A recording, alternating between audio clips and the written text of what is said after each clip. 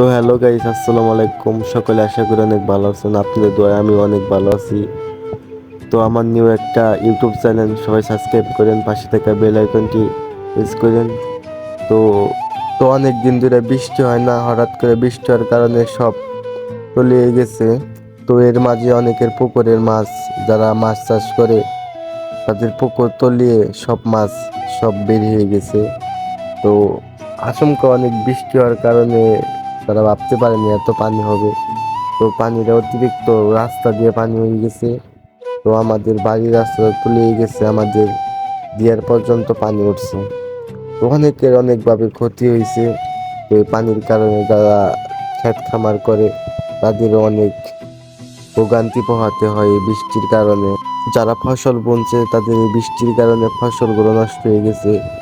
অনেকের লাখ লাখ টাকার মাছ এই বৃষ্টির কারণে মাছগুলো বেরিয়ে এসেছে। তো আমি আপনাদের মাঝে সম্পূর্ণ ভিডিওটা দিতে পারিনি, আমার ভিডিওর ক্লিপটুকু নষ্ট হয়ে গেছিল। তো পরবর্তীতে আমি ডিলিট করে দিয়েছি যেটুকু আসছিল। তো আপনাদের মাঝে আমি সেটুকু শেয়ার করলাম।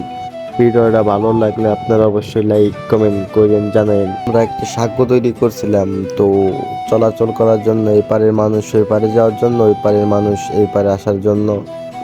তো আজকের এই বৃষ্টির কারণে আমাদের সাঁকোটা চলে গেছে। তো অনেক পরিশ্রম করে আমরা সবাই মিলে একটা সাঁকো তৈরি করছিলাম। তো আমরা এলাকার সব ভাই বাদার মিলে তো কালেকশন করে একটা সাঁকো তৈরি করছি। তো সাঁকোটা চলে গেছে, এখন আমাদের চলাচল করতে অনেকটা কষ্ট হয়। তো অনেকের অনেকভাবে ক্ষতি হয়েছে এই বৃষ্টির কারণে। যারা মাছ চাষ করছিল তাদের মাছ সবগুলো বেরিয়ে এসেছে।